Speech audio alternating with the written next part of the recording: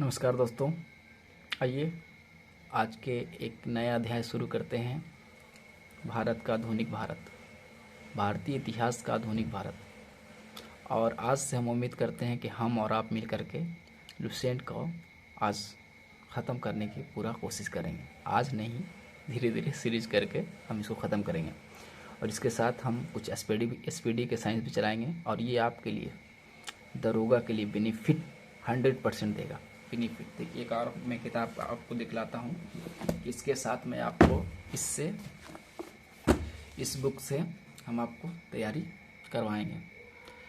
इस बुक से भी मैं आपको तैयारी कराऊंगा। जीएस पॉइंटर है 2025 का, अब तक अपडेट है। ठीक, हम इससे आपको पढ़ाएंगे। और जितना भी अब तक यूपीएससी पूछा गया सारा सवाल है, सब हम आपको इससे क्लियर करवाएंगे। एकदम बिल्कुल टेंशन ना लीजिए। दरोगा कोई हवा नहीं है, समझ गए ना। सिर्फ लोग उसको हवा बना कर रखा है, कुछ नहीं है। लुसेंट से बाहर कुछ नहीं है। बस भरोसा रखिए लुसेंट पे। देखिए, आप जहाँ भी पढ़िए, जहाँ भी पढ़ रहे हैं, उसके कंटेंट पे भी आप भरोसा रख सकते हैं। कोई भी अगर दरोगा का क्लास चलाया है तो कुछ सोच कर चलाया होगा। बस हम यही कहना चाहते हैं। ज़्यादा बकवास हम नहीं करना चाहेंगे आप लोगों के सामने, आप लोग को भी अच्छा नहीं लगेगा। तो हम आज से शुरू करना चाहते हैं लुसेंट। उसके बाद ये लुसेंट के एक टॉपिक पूरा ख़त्म होगा, तो उसके बाद हम यहाँ से आपको जीएस पॉइंटर से आपको भी वो सारा जितना अब तक पूछा गया है 2025 तक, वो सारा मैं आपको क्लियर कराऊंगा इस बुक से। आगे हम फिर क्वेश्चन बुक भी हम दरोगा के चला देंगे। लगभग में 22-20 है ना क्वेश्चन बुक, उसका हम आपको क्लियर करवा देंगे। चलिए शुरू करते हैं। बहादुर शाह जफर उत्तर मुगल सम्राट में सबसे पहला बादशाह था बहादुर शाह जफर। अब कहिएगा उत्तर मुगल क्या है।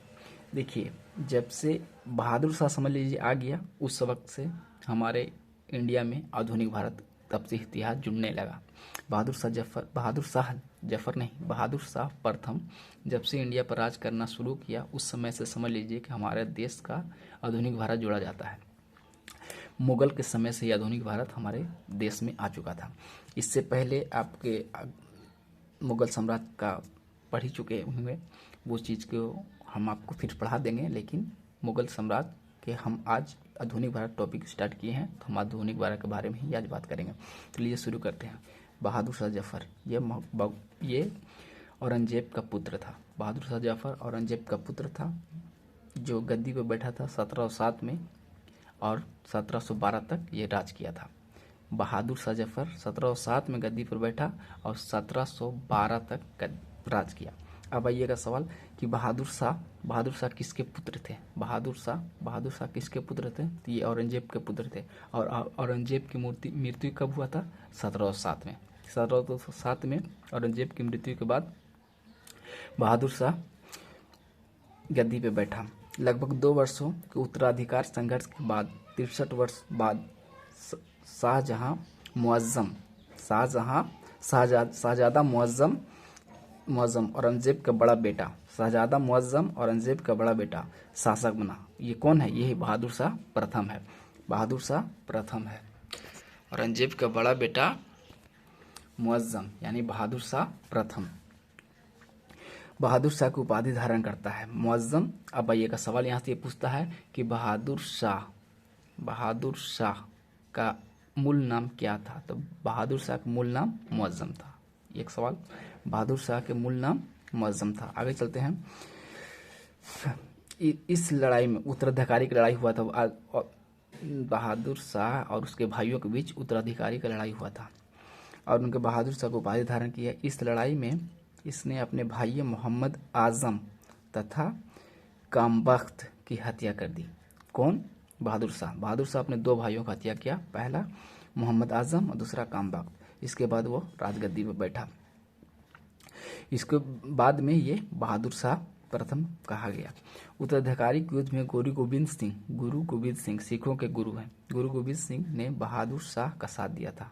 देखिएगा, गुरु गोबिंद सिंह अंतिम बादशाह हैं सिखों का, उन्होंने बहादुर शाह का साथ दिया। अब आइएगा सर, मुगल से स्वतंत्र होने वाले राज एवं संस्थापक। आइए मुगल से देखिए, जिस समय मुगल में अंग्रेज वगैरह आ चुके थे, उस समय मुगल से हट कर छोटे छोटे टुकड़े में नया नया स्वतंत्र राज्य बना था, उन्हीं के बारे में बताया जा रहा है कि वो स्वतंत्र राज्य कौन थे और उसके संस्थापक कौन थे। आइए, अवध। अवध का स्थापना सआदत अली खान ने किया था। अवध का स्थापना सआदत अली खान ने किया था। शहादत अली नहीं कहिएगा, सआदत। अवध का स्थापना सआदत खान ने किया था। इनका असली नाम था मीर मोहम्मद अमीन। सआदत खां का असली नाम था मीर मोहम्मद अमीन। शहादत खां का असली नाम था मीर मोहम्मद अमीन। हैदराबाद। हैदराबाद हैदराबाद हैदराबाद का स्थापना चिनकिलीज खान ने किया था। हैदराबाद का स्थापना चिनकिलीज खान ने किया था। हैदराबाद का स्थापना चिनकिलीज खान ने किया था।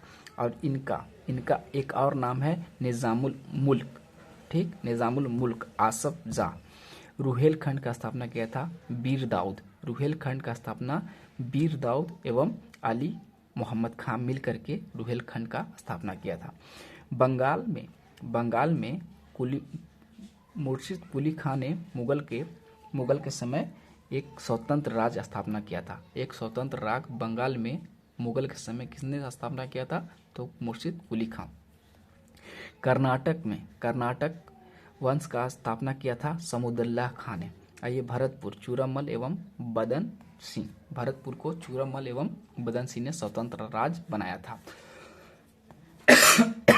मुगल सम्राट मोहम्मद शाह ने सआदत खां को बुरहाने मुल्क की उपाधि दी थी। बहुत इंपॉर्टेंट है, बिहार के एग्जाम के लिए बहुत ज़्यादा इंपॉर्टेंट है कि मुगल सम्राट मोहम्मद शाह ने सआदत खां को बुरहानुल मुल्क की उपाधि दी थी। सआदत खां की असली नाम मीर मोहम्मद अमीन था। सआदत खां की असली नाम मीर मोहम्मद खान, जो यहाँ हम आपको पहले बता चुका हूँ कि सआदत खां का असली नाम मीर मोहम्मद अमीन था। अब आइए सर जी, मुगल सम्राट मोहम्मद शाह ने सआदत खां को बुरहानुल मुल्क की उपाधि दी थी। तो यहाँ पास बुरहानुल मुल्क भी हो जाएगा। बुरहानुल मुल्क भी हो जाएगा। कहाँ पे? यहाँ पे बुरहान। देखिए, अवध का स्थापना कौन किया था? सआदत खां। और सआदत खां को मुगल सम्राट मोहम्मद शाह ने बुरहानुल मुल्क की उपाधि दी थी। और सआदत खां का बचपन का नाम समझ लीजिए, असली नाम समझ लीजिए, मोहम्मद अमीन था। आइए सर, खाकी खान ने बहादुर शाह को शाह बेखबर की उपाधि दी थी। अब आइएगा सर, बहादुर शाह का एक उपनाम है, बहादुर शाह का एक उपनाम है शाह बेखबर। शाह बेखबर। बहादुर शाह का एक उपनाम है शाह बेखबर। बहादुर शाह का एक उपनाम है शाह बेखबर। जहांदार शाह के बारे में पढ़ते हैं। जहांदार शाह जुल्फिकार खां की मदद से जहांदार शाह शासक बना। अब आइए सर जी कि पूछेगा सवाल कि जहांदार शाह को किसने शासक बनाया था? जहांदार शाह को किसने शासक बनाया था? तो जुल्फिकार खान ने जहांदार शाह को शासक बनाया था। जुल्फिकार खां को प्रधानमंत्री बनाया। उसके बाद साम्राज्य की वित्तीय स्थिति ठीक करने के लिए इजारा प्रथा की शुरुआत किया जहांदार शाह। अब यहाँ सवाल उठेगा कि इजारा प्रथा की शुरुआत किसने किया? मुगल सम्राट में से किसने इजारा प्रथा की शुरुआत किया? मुगल सम्राट में से किसने इजारा प्रथा का स्थापना किया? मुगल सम्राट में से किसने इजारा प्रथा का स्थापना किया? तो इसका आंसर होगा जहांदार शाह इजारा प्रथा के जनक माने जाते हैं। जहांदार शाह ने भी जजिया कर को समाप्त कर दिया था। आइएगा सर जी, जहांदार शाह ने जजिया कर को समाप्त किया था। जहांदार शाह अपने शासन में लाल कुमारी नाम की वैश्या के हस्तक्षेप करने के आदेश दे रखा था। जहांदार शाह, पूछेगा सवाल कि लाल कुमारी नामक वैश्या किसके शासनकाल में थी? तो जहांदार शाह। पूछेगा कि जहांदार शाह किसको हस्तक्षेप करने की आदेश दे चुका था? तो वो हो जाएगा लाल कुमारी वैश्या को, लाल कुमारी नामक वैश्या को। भाई सर, मुगल कालीन इतिहास में सैयद बंधु हुसैन अली खां एवं अब्दुल्ला खां को शासक निर्माता के रूप में जाना जाता है। मुगल कालीन इतिहास में सैयद बंधु हुसैन अली खां एवं अब्दुल्ला खां को शासक निर्माता के नाम से जाना जाता है। अब आइएगा सर, ये शासक निर्माता क्या होता है? सर, ये शासक निर्माता वो होता है कि किंग मेकर। शासक निर्माता यानी कि किंग मेकर। कोई बात नहीं, शासक निर्माता मतलब किंग मेकर। अब किंग मेकर क्या होता है कि हम जिसको चाहें उसको बादशाह बना दें, हम जिसको चाहें उसको राजा बना दें, हम जिसको चाहें उसको गद्दी से हटा दें, हम जिसको चाहें गद्दी पे बैठा दें। उसी को कहा जाता है शासक निर्माता। इंग्लिश में इसको किंग मेकर कहा जाता है। अब भाई इनके बारे में क्या क्या है आगे मिलेगा ही आपको। यहाँ कहता है कि जहांदार शाह को लंपट मूर्ख भी कहा जाता है। जहांदार शाह को लंपट मूर्ख भी कहा जाता है।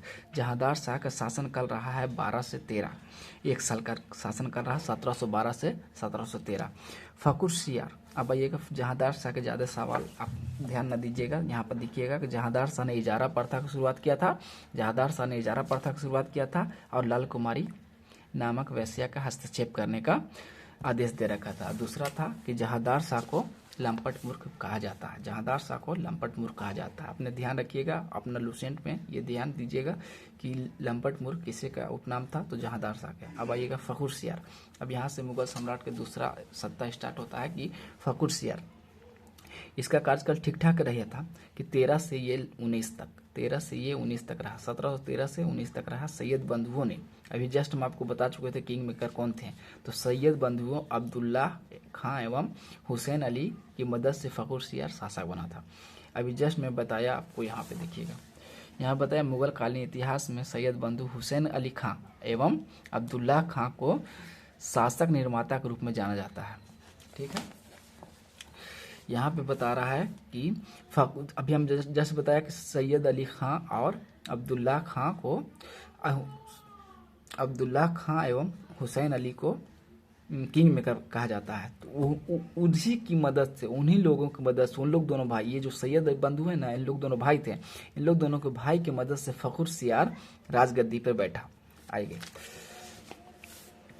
फखरुल सियार के मुगल वंश का घृणित कायर कहा जाता है। देखिए, फखरुल सियार को मुगल वंश का घृणित कायर कहा जाता है। हम आपको 100% उम्मीद दिलाते हैं कि आप खुद देखिएगा, बिहार दरोगा में जितना भी अब तक सवाल पूछा है, एक से एक अब तक पीटी का 100% हम कहते हैं कि आपको लुसेंट में क्वेश्चन मिल जाएगा। अभी का जो लुसेंट नया अपडेट किया है उसमें देखिएगा आप, अगर आपके पास पुराना किताब है तो मैं कुछ नहीं बोल सकता हूँ, लेकिन जो अभी जो नया लुसेंट अपडेट किया है ना, उसको 25 वाला देखिए। हमको नहीं लगता कि एक भी दरोगा का सवाल यहाँ से छूटेगा लुसेंट से। बहरहाल आप लोग को हम बस बता रहे हैं, पढ़िए। 1715 में एक शिष्टमंडल जॉन सूरमल के नेतृत्व में भारत आया था। अब आइएगा सवाल कि शिष्टमंडल कब आया था भारत में, तो 1715 में। शिष्टमंडल भारत कब आया था, तो 1715 में। इसका नेतृत्व किया था सूरमल ने। यह शिष्टमंडल फखरुल सियार के दरबार में आया था 1717 में। भारत में आया था 1715 में, लेकिन मुगल दरबार में आया था 1717 में। उस समय फखरुल सियार जानलेवा घाव से पीड़ित था। फखरुल सियार को एक जख्म हो चुका था जो बहुत ज़्यादा उसको तकलीफ दे रहा था। इस शिष्टमंडल में एक हैमिल्टन नामक डॉक्टर थे। इस शिष्टमंडल में हैमिल्टन नामक एक डॉक्टर थे जिन्होंने फखरुल सियार को इलाज किया। कौन? हैमिल्टन नामक डॉक्टर ने फखरुल सियार का इलाज किया। हैमिल्टन कौन थे? तो ये शिष्टमंडल का एक सदस्य था जो 1717 में मुगल दरबार में आया था। फखरुल सियार का इलाज किया था। इससे खुश होकर इनसे अंग्रेजों को भारत में कहीं भी व्यापार करने की अनुमति तथा अंग्रेजी सिक्के को मान्यता प्रदान किया। अब आइएगा सवाल यहाँ से उठता है कि भारत में अंग्रेजी सिक्कों को मान्यता देने वाला मुगल बादशाह कौन था? भारत में अंग्रेजी सिक्कों को मान्यता देने वाला बादशाह कौन था? तो फखरुल सियार था। फखरुल सियार द्वारा जारी किया गया घोषणा को ईस्ट इंडिया का मैग्ना कार्टा कहा जाता है। ईस्ट इंडिया का मैग्ना कार्टा किसने जारी किया था? तो फखरुल सियार। शिष्टमंडल किसके समय आया था? तो फखरुल सियार। शिष्टमंडल भारत कब आया था? तो 1715 में। और शिष्टमंडल मुगल दरबार में कब पहुंचा? तो 1717 में। यहाँ से यहाँ इतना लगभग सवाल आपको याद होना चाहिए। एक स्टूडेंट के हिसाब से आपको ये सवाल इतना याद होना चाहिए। अब आगे देखते हैं। 1719 में सैयद बंधु ने पेशवा बाजीराव विश्वनाथ की सहायता से फखरुल सियार को गद्दी से उतार दिया एवं अंधा बनाकर उसे मार दिया। अब देखिएगा सवाल, फखरुल सियार को बनाया था कौन? मैं जस्ट आपको बोल चुका था कि फखरुल सियार को यहाँ बैठाया था गद्दी पे सैयद बंधु लोगों ने। अब यहीं पर जस्ट कर रहा 1719 में सैयद बंधु को 1719 में सैयद बंधु ने पेशवा बालाजी विश्वनाथ की सहायता से फखरुल सियार को गद्दी से उतार दिया। बैठाया तो उन्हीं लोग ही और उतारा भी उन्हीं लोग। मैं जस्ट आपको पहले बता चुका था कि जितना है किंग मेकर वो बना भी सकता है और बिगाड़ भी सकता है। आइए रफ़ीउद्दौला, इनके बाद आते हैं रफ़ीउद्दौला। इन लोग का बहुत कम समय का कार्य कर रहा है। एक यहाँ से रफ़ीउद्दौला है और दूसरा है रफ़ीउद्दर्जात हैं और रफ़ीउद्दौला हैं। अब आइए रफ़ीउद्दौला के बारे में थोड़ा सा बात है, उसको समझ लेते हैं। रफ़ीउद्दर्जात, इनका कार्यकाल लगभग 28 फरवरी से 6 जून तक रहा। इसने मुगल शासक का सबसे कम दिन तक शासन किया। कौन? तो पूछेगा सवाल कि मुगल शासक में सबसे कम समय का बादशाह कौन रहा? तो हमारे सबसे कम समय का जो बादशाह रहा वो रफ़ीउद्दर्जात। अब आइएगा यहाँ पे एक उर्दू वर्ड है दर्जात। दर्जात का मतलब होता है कि बड़ा होना। दर्जात का मतलब होता है बड़ा होना। उर्दू का मतलब है दर्जात का मतलब होता है बड़ा होना। लेकिन यहाँ पर सबसे कम समय का शासनकाल इसका ये रहा। अगर आप दर्जात पर ध्यान दीजिएगा तो सबसे कम समय का आपको याद हो जाएगा। आगे आते हैं, उसके बाद आते हैं रफ़ीउद्दौला। ये भी लगभग में कुछ महीने को ही मेहमान रहे। सैयद बंधु ने रफ़ीउद्दौला को शाहजहां द्वितीय के नाम से राजगद्दी पर बैठाया। देखिएगा सवाल यहाँ पर समझिएगा कि सैयद बंधु पहला नंबर फखरुल सियार के बनाए, उसके बाद फखरुल सियार को बालाजी विश्वनाथ के सहायता से गद्दी से उतार दिया और अंधा बनाकर उसे मार दिया। अब आइएगा सर जी, फिर रफ़ीउद्दौला को बादशाह बना करके गद्दी पर बैठा दिया। कौन बैठाया? तो वही सैयद बंधु लोगों ने। और सैयद बंधु को ही इंडिया में किंग मेकर के नाम से जाना जाता है। अब ये रफ़ीउद्दौला जो है, रफ़ीउद्दौला को शाहजहां द्वितीय के नाम से राजगद्दी पर बैठाया गया। और रफ़ीउद्दौला, जिसको हम शाहजहां द्वितीय कहते हैं, वह अफीम का आदी था। अफीम, मुगल काल के समय अफीम का उत्पाद होता था इंडिया में बहुत धूमधाम से। आइएगा, उसके बाद आते हैं मोहम्मद शाह। ये दोनों कोई खास याद नहीं है, बस इतना याद रखिएगा कि रफ़ीउद्दर्जात बहुत कम समय का शासनकाल रहा। और दूसरा याद रखिएगा कि शाहजहां के राजगद्दी पर, ये नहीं याद रखिएगा कि रफ़ीउद्दौला अफीम का आशिक था। बस इतना याद रखिएगा। अब ज़्यादा डीपली जाना हो तो बस याद रखिएगा कि रफ़ीउद्दौला को किंग मेकर लोग, जो इसका नाम है अली बंधु ने, उन लोगों ने गद्दी पर इनको बैठाया था। उसके बाद आते हैं मोहम्मद शाह। इसने निज़ामुल मुल्क की सहायता से सैयद बंधुओं के मौन घाट उतार दिया। अब आइएगा समझिएगा, सैयद बंधु समझ रहे हैं? सैयद बंधु आपको समझ में आ गया होगा, हम बार बार नहीं बोलेंगे। सैयद बंधु यानी किंग मेकर। सैयद बंधु, इसने निज़ामुल मुल्क की सहायता से, अब निज़ामुल मुल्क कौन है? अभी हम आपको जस्ट यहाँ बता के गए थे, निज़ामुल मुल्क है ना, निज़ामुल मुल्क हैदराबाद के चिंकलीज खां निज़ामुल मुल्क, तो उन्हीं की सहायता से, निज़ामुल मुल्क की सहायता से सैयद बंधुओं को मौन के घाट उतार दिया। मौन या कहिए या मौत कहिए, मौत के घाट उतार दिया। तुरानी सैनिक हैदर बेग ने 9 अक्टूबर 1720 में सैयद बंधु हुसैन अली खां को हत्या कर दी। जिसमें तुरानी सैनिक कौन? हैदर अली बेग ने 1720 में हुसैन अली की हत्या कर दिया। 1724 में निज़ामुल मुल्क को वजीर बनाया बादशाह। कौन बादशाह था उस समय? तो मोहम्मद शाह। किसके समय? मोहम्मद शाह के समय 1737 में मराठा पेशवा बाजीराव प्रथम ने दिल्ली पर हमला किया था।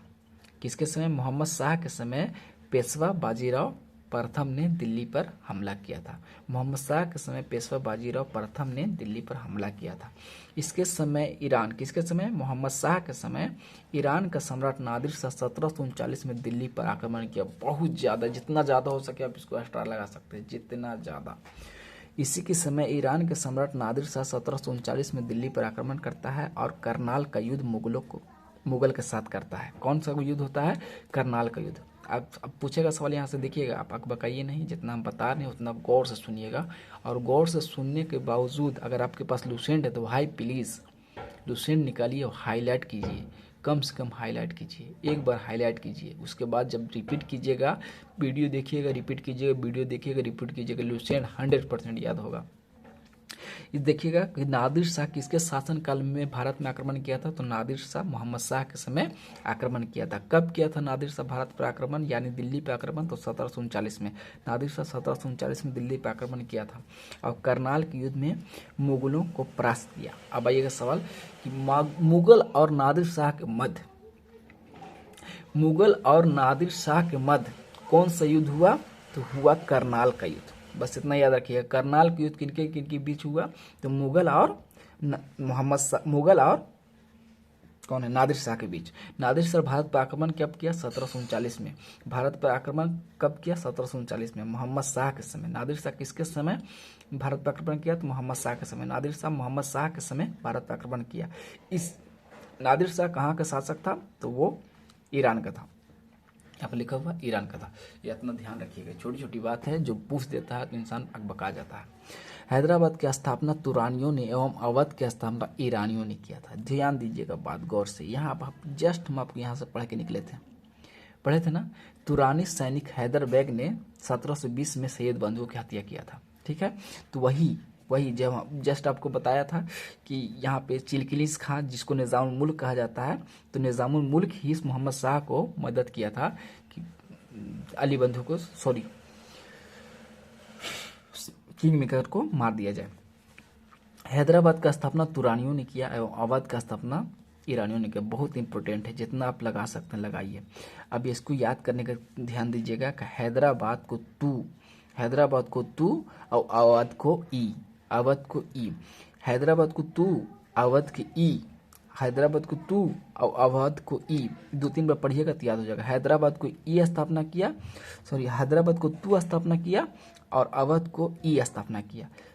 आप कुछ नहीं कर रहे हैं, जैसे आप लोग मान लीजिए 3 लड़का है,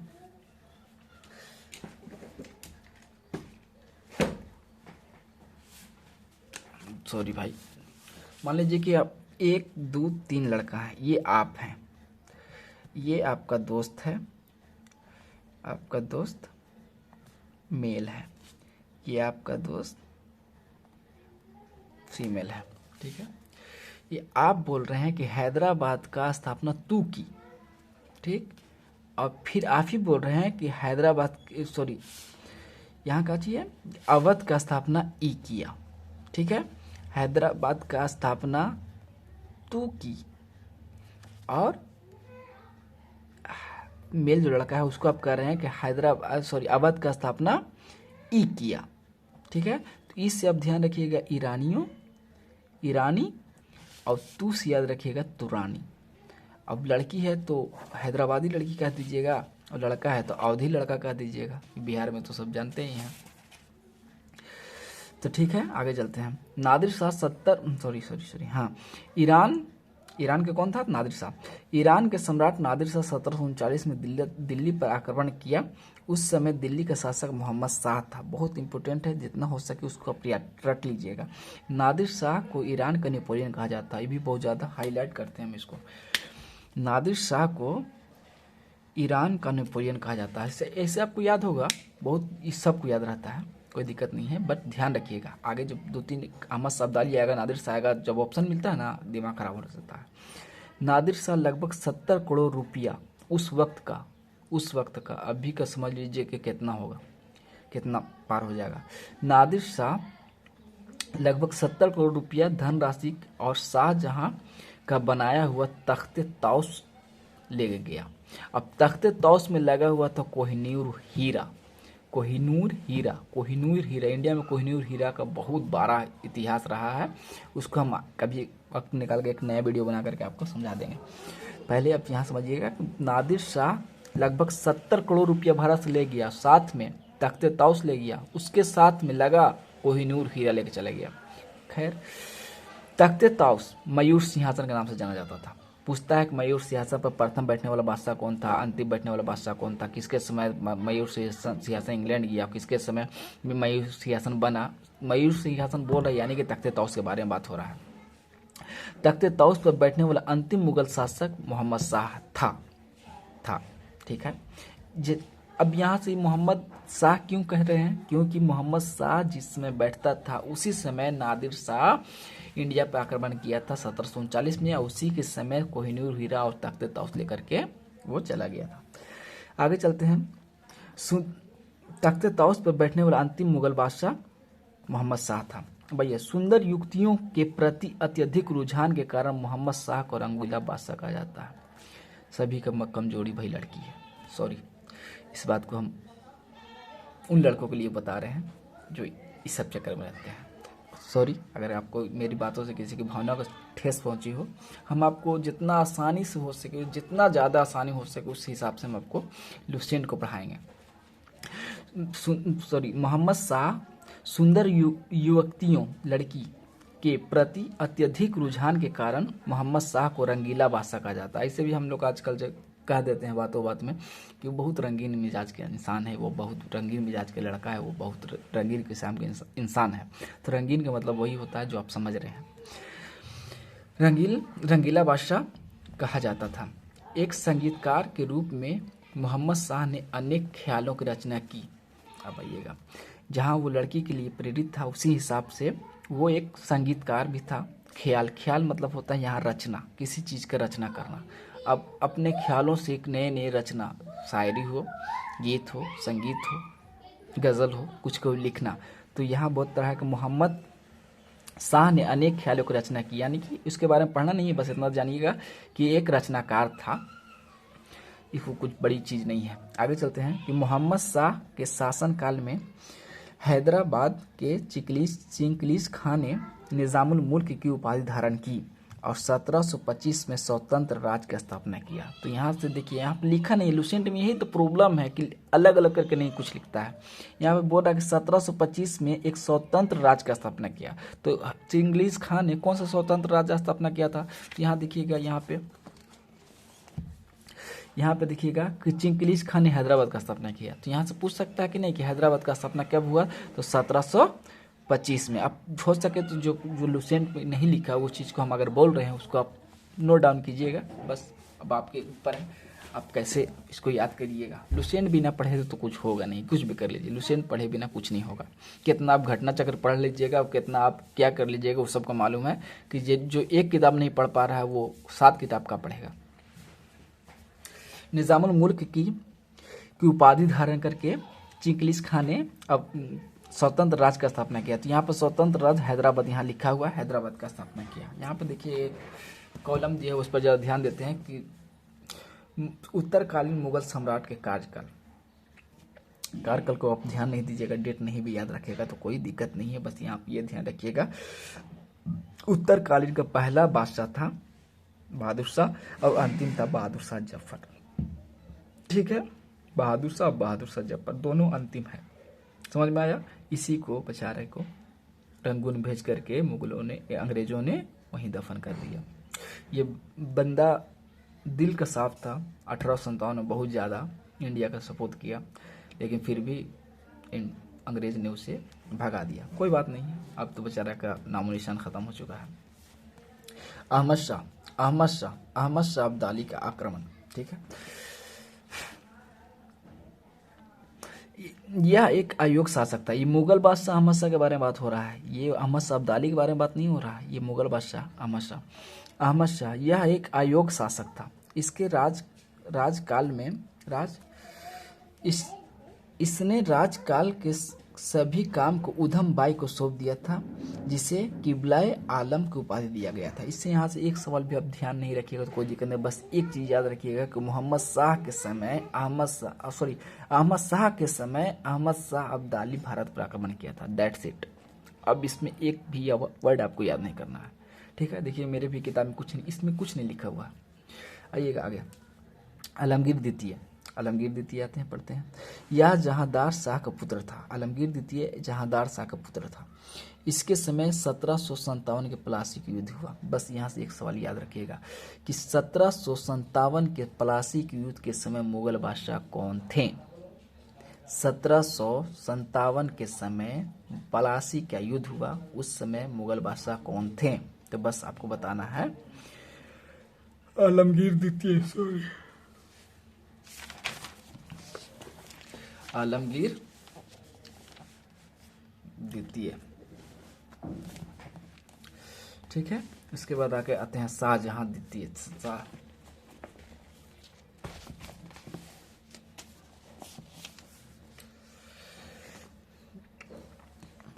शाहजहां तृतीय, इसने इसे मोहिउल मिल्लत के नाम से जाना जाता है। मोहिउल मिल्लत के नाम से कौन जाना जाता है? तो शाहजहां तृतीय।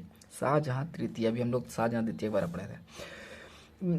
जाना जाता है। मराठों के हस्तक्षेप से इसे गद्दी से उतार फेंक दिया गया। यहाँ से कोई सवाल आपको याद नहीं करना है, बस सिंपल सा आगे चलते हैं।